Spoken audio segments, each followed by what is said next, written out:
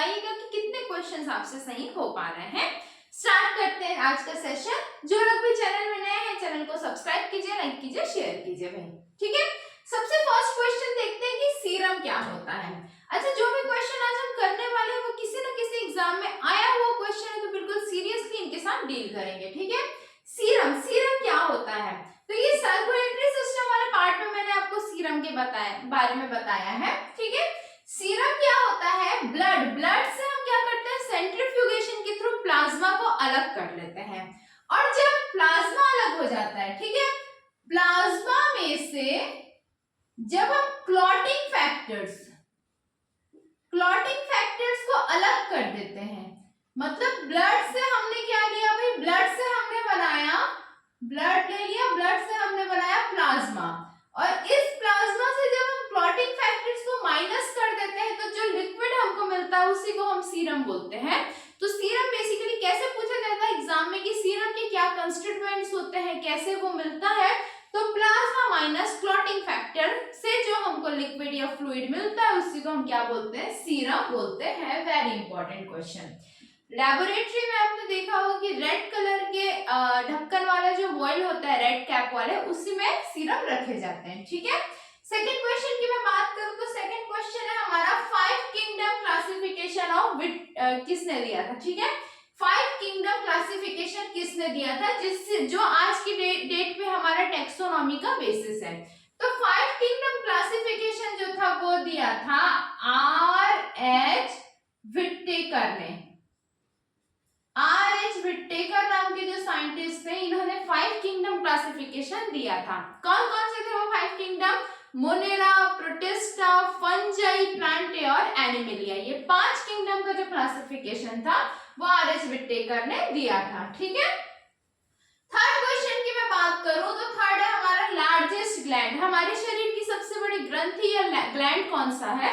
तो हमारे शरीर की सबसे बड़ी ग्रंथि या सबसे बड़ा ग्लैंड जो है वो है आपका लीवर या यकृत, ठीक है। लीवर जो है वो क्या है, हमारे शरीर की सबसे बड़ी ग्रंथि है, largest gland of our body, ठीक। नेक्स्ट क्वेश्चन में चलते हैं। स्वीटेस्ट शुगर, सबसे मीठा जो शक्कर होता है, सबसे मीठा जो शुगर होता है, शर्करा होता है, वो क्या होगा? तो फ्रुक्टोज, जिसको आप क्या बोलते हो, फ्रूट शुगर। मतलब फलों में पाया जाने वाली, फलों की जो मिठास होती है ना, फलों में पाया जाने वाला जो मीठा सब्सटेंस, जो कार्बोहाइड्रेट होता है, जिसकी वजह से हमको फल इतने मीठे मीठे से लगते हैं, वो क्या होता है, फ्रुक्टोज होता है। और हर तरीके के, जैसे ग्लूकोज हो गया या सुक्रोज हो गया, इन सब में से सबसे ज्यादा मीठा कौन सा होता है? तो फ्रुक्टोज ही होता है, ध्यान रखेंगे, ठीक। नेक्स्ट क्वेश्चन की मैं बात करूं, लिक्विड नॉन मेटल, एकमात्र ऐसा नॉन मेटल अधातु जो कि रूम टेम्परेचर पे, कमरा का जो सामान्य तापमान होता है उसमें लिक्विड होता है, ना कि सॉलिड होता है। तो ये होता है भाई हमारा हैलोजन फैमिली का ब्रोमीन। ब्रोमीन जो है एकमात्र ऐसा नॉन मेटल या अधातु है जो लिक्विड स्टेट में पाया जाता है एट रूम टेम्परेचर, ठीक है। नेक्स्ट क्वेश्चन की हम बात करते हैं, ल्यूकास रिएजेंट का यूज किसमें आता है? तो ल्यूकास रिएजेंट का जो यूज है वो अल्कोहल के डिफरेंशिएशन में आता है। मतलब primary alcohol, secondary alcohol, tertiary alcohol को पहचानने में, आइडेंटिफिकेशन में जो है वो ल्यूकास रिएजेंट का यूज किया जाता है। किसमें? आइडेंटिफिकेशन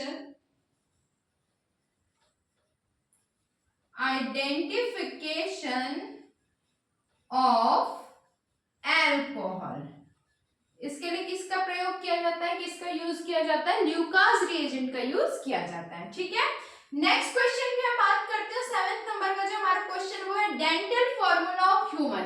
ह्यूमन में किसकी बात कर रहे हैं हम? एडल्ट ह्यूमन की, ठीक है, जो बड़े हो जाते हैं ना, मतलब जिनमें कंप्लीट 32 टीथ होते हैं, उनकी बात कर रही हूं मैं। तो एडल्ट ह्यूमन में जो हमारा डेंटल फॉर्मूला होता है वो क्या होता है?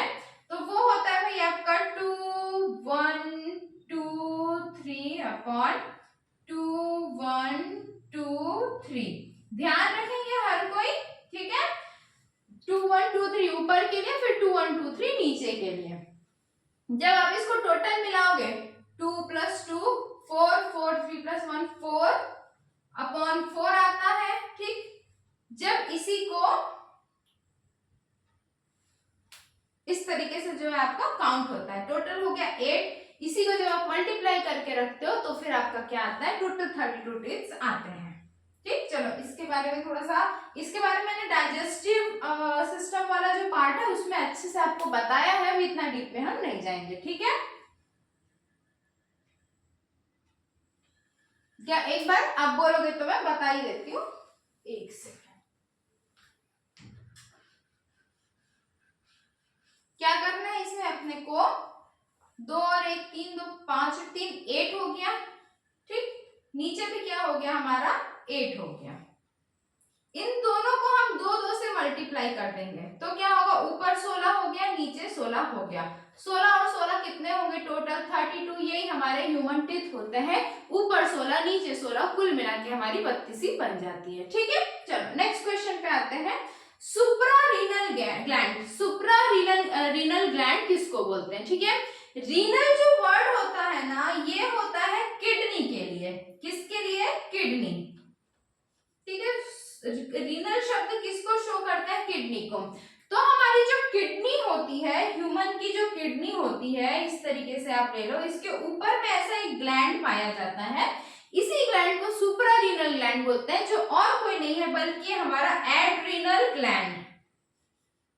एड्रीनल ग्लैंड, एड्रीनल ग्लैंड जिसमें ट्रिपल एफ हार्मोन भी सिक्रीट होते हैं, फाइट फ्लाइट एंड फियर का जो बोलते हैं, स्ट्रेस हार्मोन जिसको बोलते हो, ये सब एड्रीनल ग्लैंड से सिक्रीट होते हैं। और इसी एड्रीनल ग्लैंड को ही हम सुप्रारीनल ग्लैंड बोलते हैं, क्योंकि हमारी किडनी के ऊपरी भाग में ये लोकेटेड होता है, सिचुएटेड होता है। ठीक है, नेक्स्ट क्वेश्चन में आता है 9th नंबर का हमारा क्वेश्चन है, major source of iodine. Iodine का सबसे बड़ा सोर्स क्या है? तो सीवीड, समुद्र में पाए जाने वाले जो खरपतवार होते हैं उनसे हमको सबसे ज्यादा क्वांटिटी में, सबसे अधिक मात्रा में आयोडीन की प्राप्ति होती है। ठीक है, तो सीवीड जो होते हैं, समुद्री खरपतवार, वो क्या होते हैं, आयोडीन के बेस्ट सोर्स होते हैं। ठीक है, 10th नंबर के क्वेश्चन की मैं बात करूं तो 10th नंबर का हमारा क्वेश्चन है feel good hormone.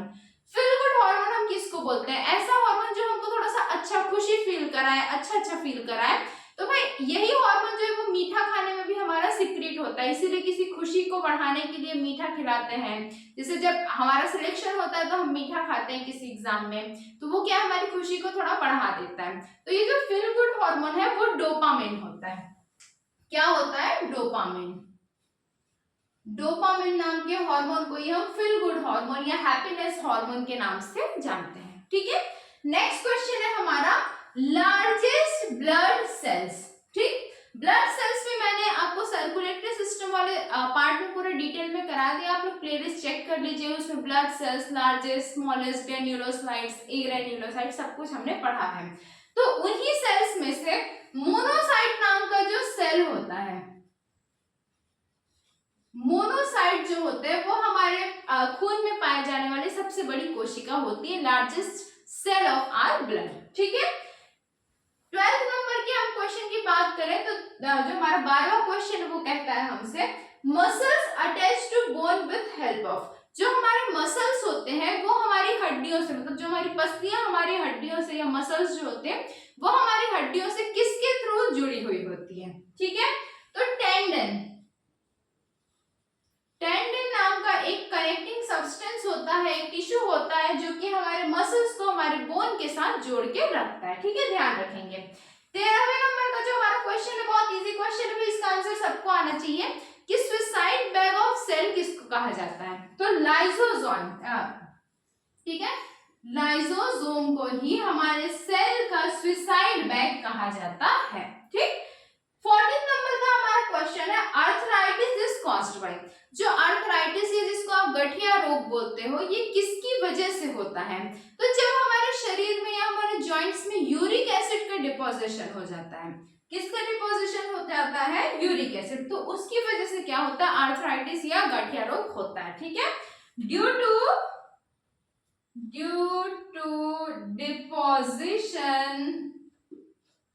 deposition of uric acid, uric acid की डिपोजिशन की वजह से, जमने की वजह से हमारे घुटनों में गठिया रोग या आर्थराइटिस की समस्याएं होती हैं। ठीक है, ये जेनेटिक भी हो सकता है। अच्छा, यूरिक एसिड जो है वो किसका एक्सक्रीटरी सब्सटेंस है? जैसे ह्यूमंस में क्या होता है, यूरिया होता है।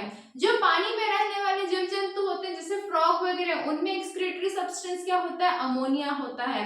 उसी प्रकार से यूरिक एसिड जो है वो बर्ड्स का या एव्स का, ठीक है, बर्ड्स या इन्हीं को हम एव्स के नाम से भी जानते हैं, इनका क्या होता है भाई, एक्सक्रीटरी सब्सटेंस क्या होता है, यूरिक एसिड होता है। क्योंकि इसको बाहर निकलने के लिए बोल सकते हैं आप, इसके एक्सक्रीशन के लिए पानी की बहुत कम आवश्यकता होती है, बहुत कम जरूरत होती है। इसीलिए एव्स या बर्ड्स में जो है डिपोजिशन किसका होता है, यूरिक एसिड का होता है। और सबसे लीस्ट पॉइजनस नाइट्रोजीनियस प्रोडक्ट है, मतलब अमोनिया हो गया या यूरिया हो गया या यूरिक एसिड हो गया, उसमें सबसे कम जो खतरनाक है, सबसे कम डेंजरस जो होता है वो यूरिक एसिड ही होता है। लेकिन ये हमारी जो हड्डियां हैं उन पे नेगेटिव इफेक्ट डालता है, और हड्डियों में इनके डिपोजिशन की वजह से ही क्या होता है, गठिया रोग या फिर आर्थराइटिस की प्रॉब्लम होती है। ठीक है, 15th और लास्ट क्वेश्चन, ये बहुत इंपॉर्टेंट क्वेश्चन है, बीओडी। बीओडी का फुल फॉर्म क्या होता है? तो पहले समझते हैं कि बीओडी का फुल फॉर्म क्या होता है। बीओडी का जो फुल फॉर्म होता है वो होता है बायोलॉजिकल ऑक्सीजन डिमांड। क्या होता है? Biological oxygen demand. ठीक है, अब देखो, बायोलॉजिकल ऑक्सीजन डिमांड मतलब ये एक प्रकार का ऑक्सीजन का डिमांड है, किसके द्वारा, बायोलॉजिकल मतलब जीव जंतुओं के द्वारा। ठीक है, पानी के रिस्पेक्ट में, यदि वाटर बॉडीज के रिस्पेक्ट में हम समझें, पानी को उदाहरण लेके, तो जब पानी में, जब किसी वाटर बॉडी में बीओडी की मात्रा बढ़ रही है, मतलब ऑक्सीजन की डिमांड यदि बढ़ रही है, इसका क्या मतलब होता है कि उस जगह का पानी में पॉल्यूशन बहुत ही ज्यादा है, पॉल्यूशन ज्यादा है। इसी वजह से क्या हो रहा है कि ऑक्सीजन की वहां पे कमी हो रही है, और इसी नाम से ऑक्सीजन का डिमांड क्या हो रहा है, बढ़ रहा है। इसका एक और मतलब समझेंगे कि यदि ऑक्सीजन की डिमांड बढ़ रही है, इसका मतलब उस पानी में जो डिसॉल्व्ड ऑक्सीजन है वो क्या है, कम है। ठीक है, डिसॉल्व्ड ऑक्सीजन, इसी को हम डीओ बोलते हैं, उसकी मात्रा क्या है, कम है। ठीक, समझेंगे कि जब बीओडी ज्यादा होता है तो इसका मतलब है पॉल्यूशन ज्यादा होता है, और इसका मतलब है कि डिसॉल्व्ड ऑक्सीजन उस पानी में कम होता है। समझ के चलना है, एनवायरनमेंट का बहुत इंपॉर्टेंट क्वेश्चन है, मोस्टली इससे क्वेश्चंस पूछे जाते हैं, इसके फुल फॉर्म से भी पूछे जाते हैं, और इसका जो सिग्निफिकेंस है उससे भी क्वेश्चंस पूछे जाते हैं। बहुत ही इंपॉर्टेंट क्वेश्चन की ये सीरीज है, ये हमारी हर एग्जाम में पूछा हुआ क्वेश्चन है, ये किसी न किसी एग्जाम में आया है कभी ना कभी। तो ठीक है, फिर अच्छे से पढ़ाई कीजिए, चैनल को सब्सक्राइब कीजिए, लाइक कीजिए, शेयर कीजिए। भाई आपका सपोर्ट बहुत मोटिवेट करता है, तो प्लीज अपना सपोर्ट बना के रखिए। चलिए मिलते हैं अगली क्लास में, तब तक के लिए okay, bye bye, take care.